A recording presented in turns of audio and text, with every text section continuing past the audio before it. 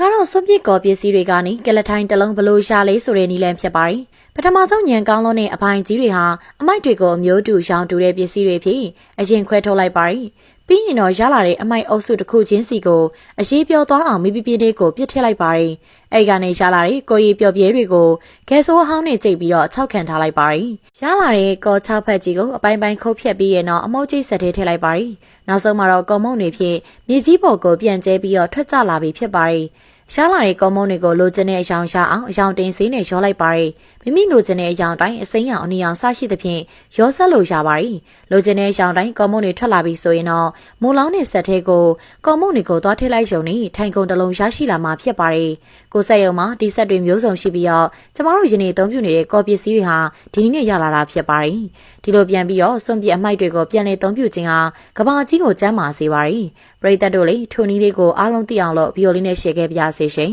။